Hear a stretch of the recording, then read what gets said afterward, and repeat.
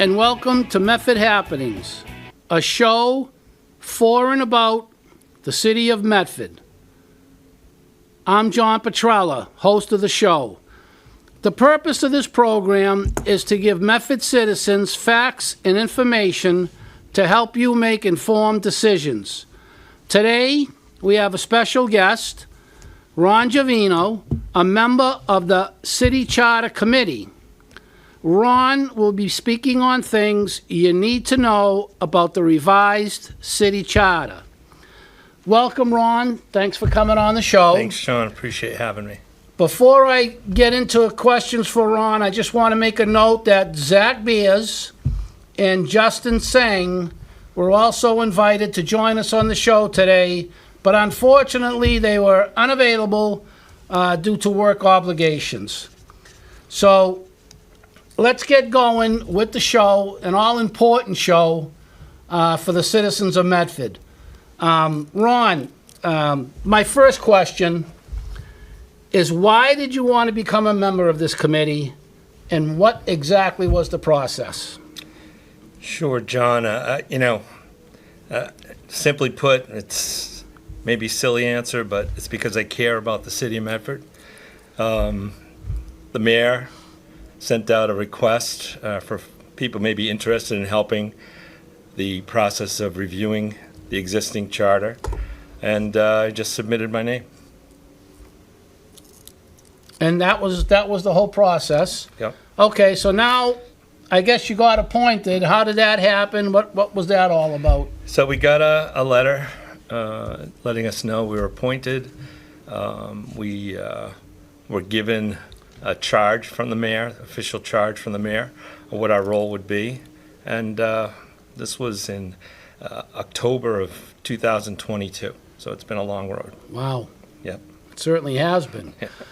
Okay, so the next question is, what was the committee charged to do? What was it all about? Yeah. We all know how important a charter is. So, I mean, what were you charged to do exactly? So the official charge from the mayor's office was for us to thoroughly review the current charter, to identify potential ways to amend the charter in order to modernize Medford's governance, ensure it's representative, effective, transparent, responsive, and accountable, to ensure that the city is responsive to current and future challenges. Our charge was to gather residents, current, past elected officials, city staff, and other stakeholders. We were also asked to educate and engage the community in robust discussions through meetings, surveys, and more. We're also charged with working with the Collins Center and then making recommendations to the mayor and to the city council. Okay. Thank you for that answer. Now, I guess, which is probably the most important thing, and, for our audience, what is a charter? What exactly is it? Exactly what does a charter do? It's a good question. Again, in simplest terms, the charter is equivalent to the city's constitution.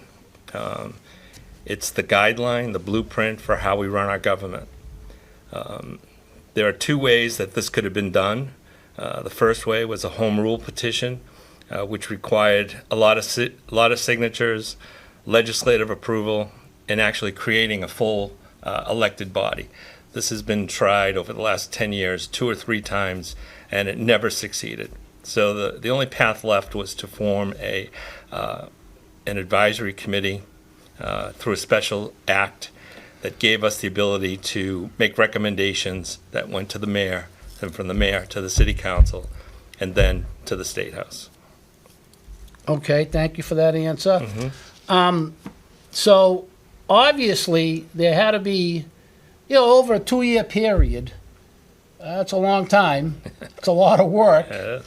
Can you let us know, what type of activities, what exactly, or how did you go about?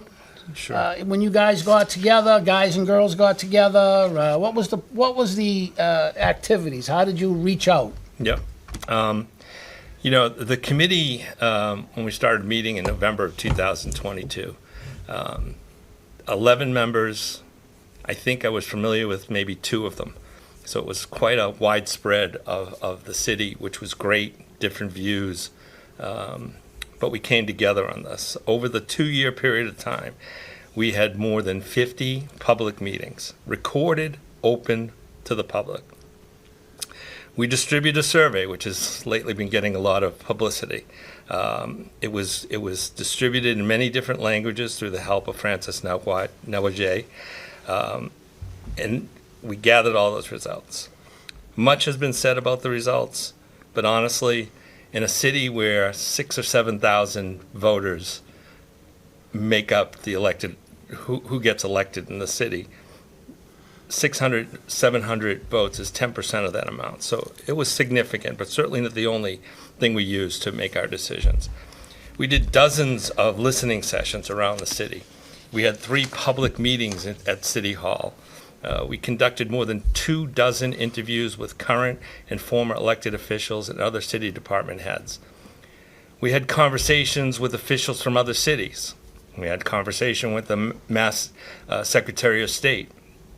We organized community events around the city, from the farmers market, popsicles at Wright's Pond, Circle in the Square.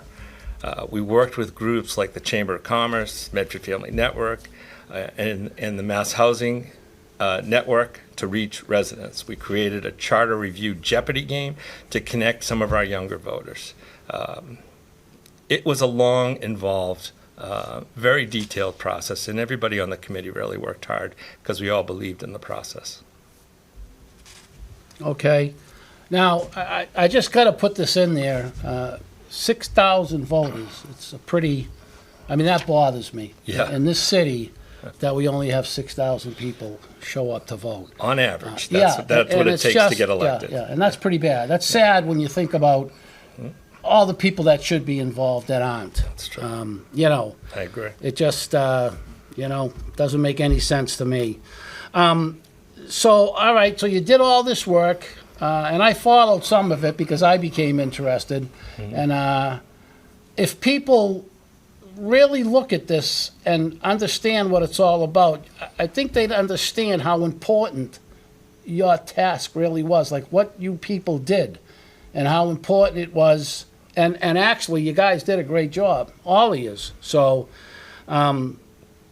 it wasn't an easy thing, that's all. It was very difficult. It wasn't. It was a lot of man hours. It wasn't easy. I don't think anybody on the committee could ever say that they got their way every time. Right. There was debates, there was information gathering, there was presentations under the leadership of Milva McDonald, who did an incredible job leading us. The process was to prioritize some of the issues, build subcommittees, which there were several different subcommittees: finance, ward representation, school committee, and all those subcommittees were working in conjunction with the main committee and would bring presentations to the main group, and we'd work on the final resolution. Okay. So congratulations are in order for everyone. I think we posted a graphic of the members, but congratulations to all of them because they all did a great job. Okay. So now you collected all this data over a 2-year period. Right. And now you have it all. Yep. Now what do you do with it? So once the subcommittees had finalized their vote, we put those votes on pause, knowing that we could always come back to them. And then with the help of the Collins Center, we started to build our version of the charter. Painstakingly, word for word, listening to suggestions, voting on suggestions. All of that process took a very long time. Then it had to be all put together in a professional package because the charter is voted on as one unit. Then it was delivered to the mayor. For her, she had the first swing at it to approve it and move it to the city council. So it was delivered in a small ceremony in her office, but it gave her a chance to review what we had done. Okay. And by the way, I must say, too, over the 2.5 years, everything was public. There should be nobody who had an interest in this who was surprised by anything we presented because it was is already predetermined. True, true. Yeah. You mentioned the Collins Center. Yeah. They advised you? I mean, did they they played a role in this then? Yeah, the Collins Center has years and years of experience. You know, they are the go-to. They're the ones, that's their business. They write charters all through the state. Extremely helpful in guiding us, not only in what the law says, but on the best way to get this to the State House and get it on the ballot in November. So we use their advice all the time, and they were, when they were with us, they gave us, an instant correction or guidance, yes or no. Of course, the Collins Center was not the eyes and ears that we were. We met the people. They were just looking at our raw data and making sure it was refined. So very, very important. We couldn't do it without them. But they did not impact opinion. They were there to produce a legal document. Right. Okay. Great answer. And I think people need to know, what the Collins Center, what their role was in the whole process. Sure. All right. So as you mentioned, it's all a nice, neat package now, all that work. Yeah. Give it to the mayor. Yeah. Well, what does the mayor do? What's next? The mayor, with her staff, and I believe with some guidance from the Collins Center as well, I'm sure she had questions. Yep. It was her responsibility to make any adjustments and present her amended version of our version to the city council. And there were some changes made. I would say, if I had to guess, 90% of what the charter committee wrote was passed on to the city council by the mayor. She trusted the group enough that she believed that we were representing the people and moved it on to the city council. Okay, so she moves it on to the council. Yeah. All right, now, so you put this whole document together, and let's be honest, there's a little bit of this, a little bit of that, Yep. a little blah, blah, blah, but then comes the key issues, the really important stuff. Yeah. What, you have examples of some of the key issues that you guys brought forward? Well, first I want to say that there was no issue that we did not take seriously. The preamble was a very important piece to our presentation, but certainly, clearly, the key issues for our committee was what the form of government would be. Would be a strong mayor or a weak mayor? Would we have a city manager back, the old government? That was the number one issue by far. Number two issue was the composition of the city council and the school committee, and thus the issue of the ward representation. By far, the most discussed and debated issue. The subcommittee was the busiest, most controversial, as it turns out, but that was definitely right up there as a popular one. The third issue for me was making the mayor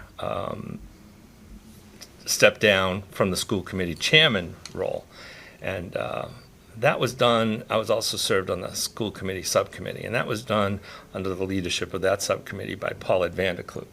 I don't know if you can choose a better person to represent what goes on in the school system. Yes. Yep. But it met with a lot of resistance, and but we chose to keep her as the chairperson, and that was one of the issues that the city council came back to say that they didn't want her they wanted her to step down as the chairperson. And then there were other issues of a lot of issues around signature requirements on certain initiative petitions, things like that. Ethics laws, things that, we were always guided. Whatever your charter is, you're always guided by the Massachusetts general laws.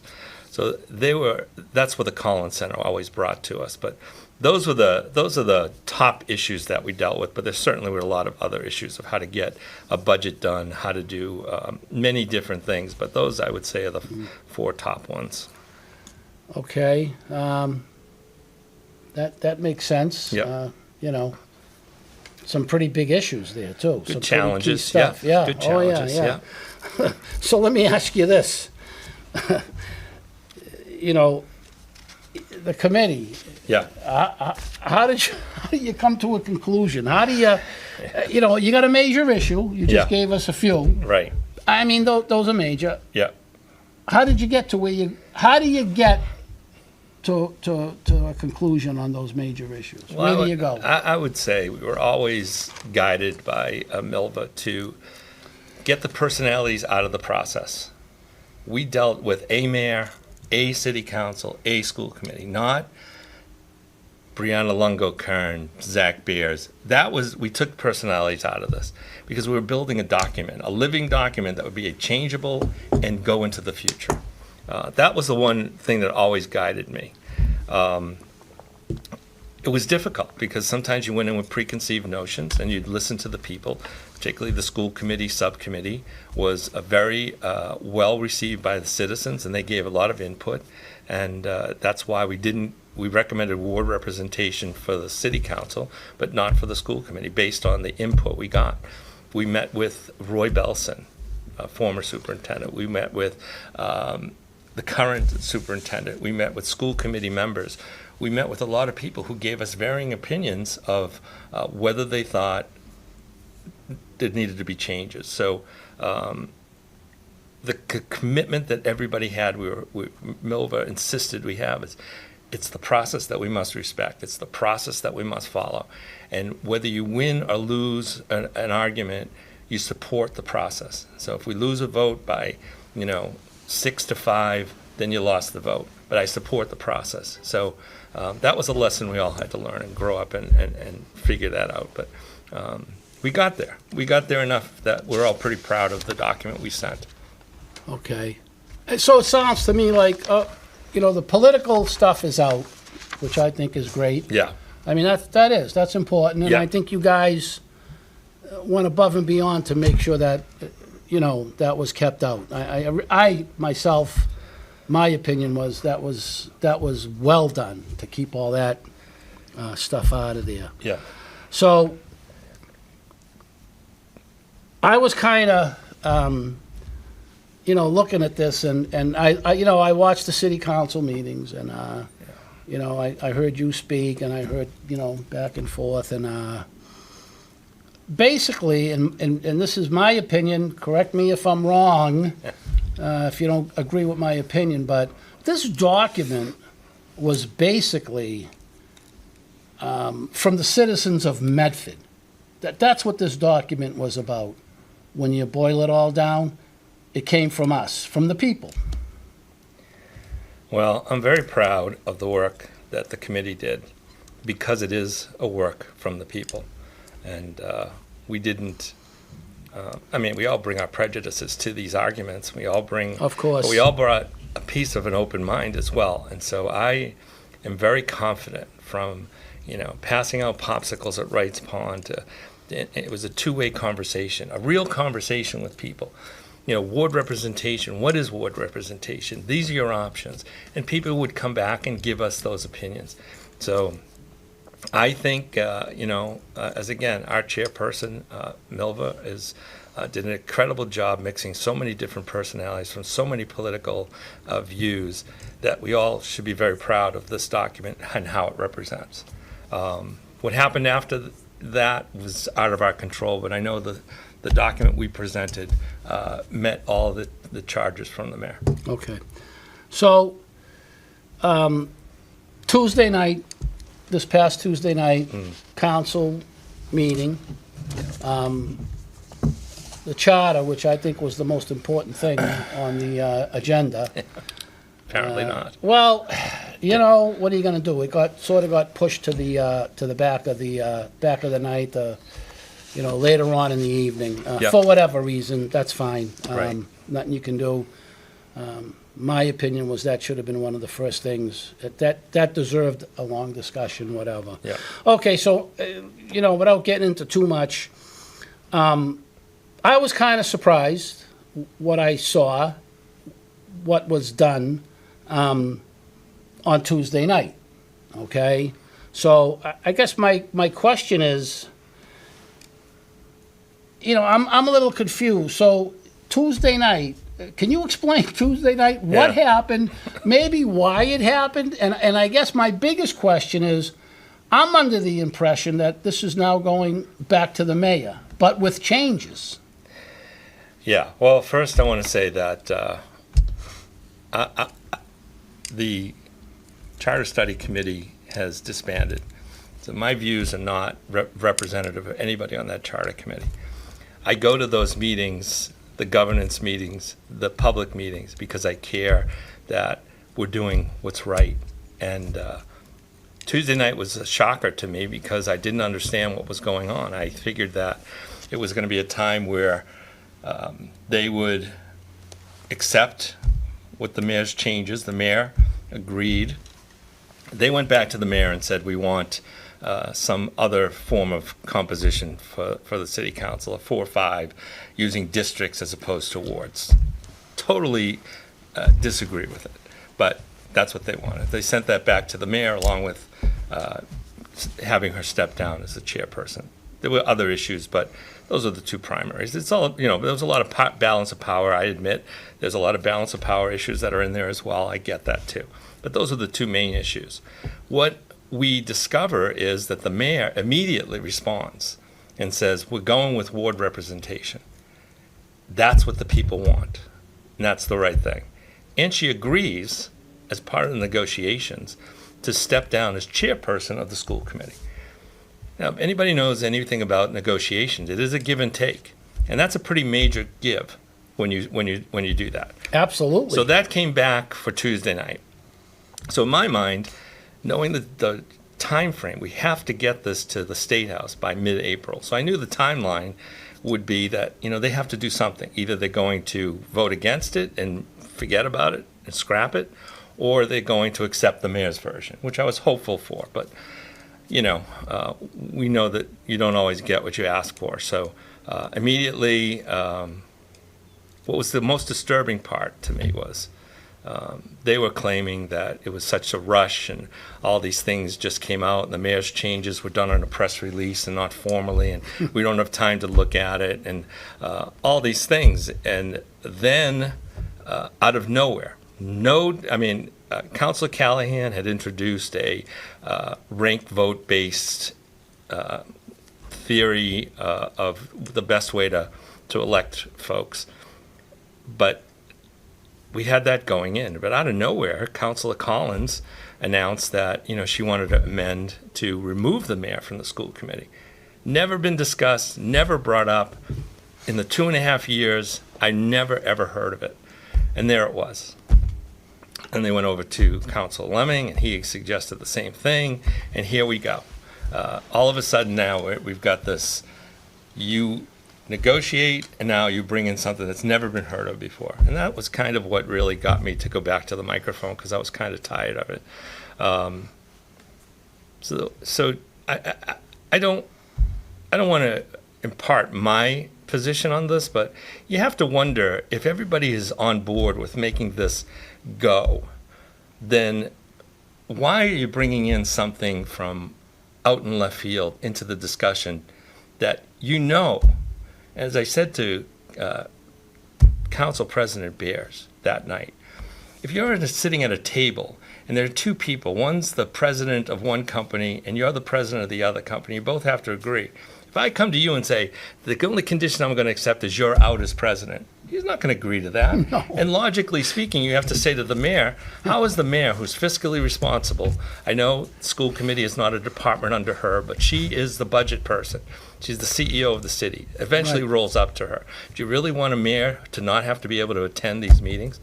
It was just, I didn't understand it. There was no debate about it. It was just the amendment appeared, and here we are, ready to vote on it. And then everybody starts agreeing to it, and I'm just like, I don't get it. It just seems to me to be a tactic that is unacceptable.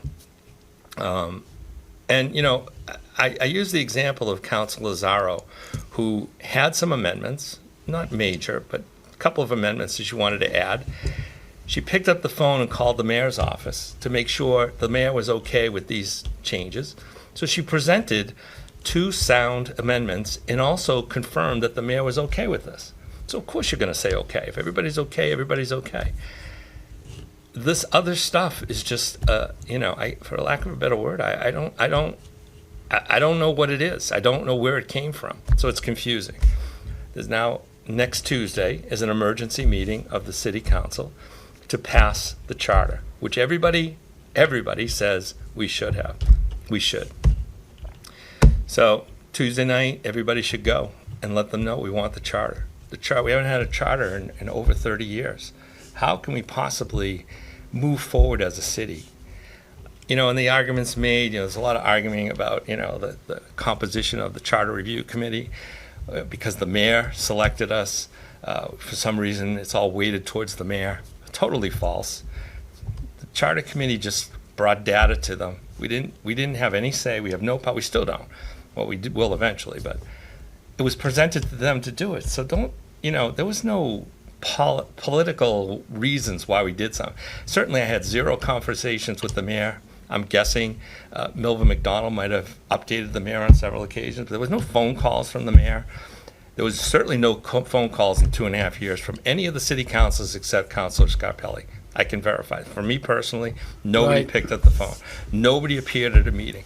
Nobody called during the public participation time. And I can tell you that when you're talking to people and they speak for 20 minutes and I'm limited to 3 minutes, it's a very, very frustrating process. One of their focal points, if I can just continue, is the survey. And the survey was a very, very important piece of our data. But it was one piece, one small piece. And when there's a survey, you can take any number out of there and make it any way you want to do it. And I'll give you an example. When Councilor Lemming was talking about the survey, he talked about how many people wanted the mayor to not be on the school committee. And he quoted numbers that 56% of all the people said no, 43% said yeah, 36% said yes. But there's an undefined, undecided amount that they didn't want to address. Now, that was the basis for why we wanted to get rid of the mayor. Yet, that was ranked in that survey. It was ranked the number 9th issue of most importance to the people who fill out the survey. You know what the number 2 issue was? Ward representation at the city council. Do you know how many people voted that they wanted ward representation? 60%. 60. Yep. Not 60%. But that was okay that they didn't go with that. So there's so many inconsistencies. That's the one I really I find the most amazing. I think, at earlier meetings, I brought up the conversations that each councilor had with our teams, telling us how important it was that ward representation be a priority. Many of the councilors told us they loved the idea and they want to support that idea. The Our Revolution website promises voters that that's what they're going to do.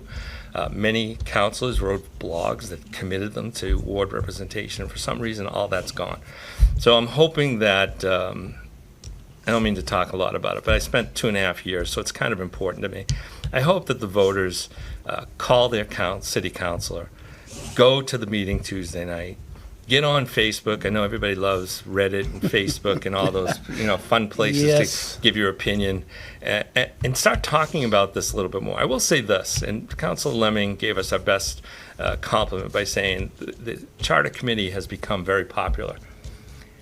You're not sure why they do, but we accomplished our number 1 goal, get the city talking about the charter.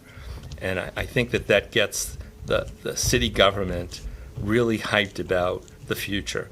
And issues like ward representation shouldn't be looked at as an unfair process. It should be looked at an opportunity for 2 wards in particular to be energized and to start feeling like they're part of the process again. And who knows, in 10 years it may have worked, it may have not. But, that we're not locked into this charter. We're creating a charter that's going to be a living document. If in 2 years they want to change it, we go through the same process and change it. Everybody's, we've lived so long under these charter guidelines. It's time for a change, and I really hope that Tuesday night people will appreciate the effort and really come out and let people know. Well, here's something that you always hear. We represent the people. The council. This is we listen to the people. We represent the people. We want to do what's right for the people. And in my opinion, it's not often the people get a chance to speak and be heard. Right. And, I look at what your committee did, Mel, everybody, all of us together. I shouldn't say your committee. I'm saying it because you're here, but, it was everybody. It was. And you really went out and it was the voice of the people. That's my opinion. So we speak, and, I watched the council meeting Tuesday, assuming that, this is it, great. There's things, by the way, that are in there that I don't necessarily agree with, but it's what the people wanted. And it's a good chunk of the people that vote and everything else. So Right. I guess, it's a shame what's happening right now. But the other, this will probably be the last question, and I want to thank you really for coming on, because Thanks for having me. in my opinion, everyone in Medford has to know, that this is so important. I mean, this is how we're going to be governed and everything else.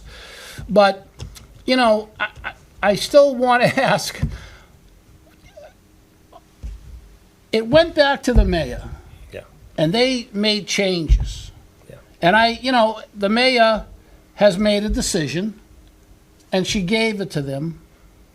And it is sort of like, I don't know, maybe it is a little bit of a fight for power, but it went back to the mayor. So the mayor, I assume, is sending them back to them on Tuesday. But, I mean, it's going to be the same document, basically, because that's what the mayor wants, too. The mayor agrees with you. Yeah. With the committee, she agrees with the people of Medford. So now it goes back to the council. Let me just correct.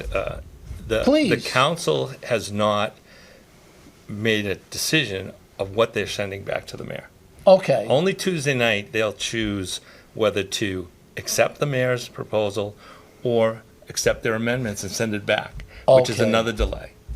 So there's another delay in there. I just want to say that the charter committee is a microcosm of what the city should be.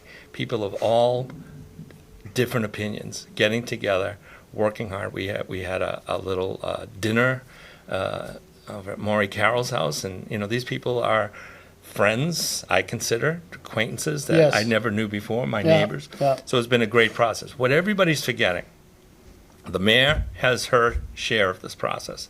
City council has their share. The importance of sending a document that is a 7-0 vote and the mayor's approval to the State House is only going to help us get this on the ballot. If we start continuing to delay and fight, it's just going to die. And then maybe that's the strategy.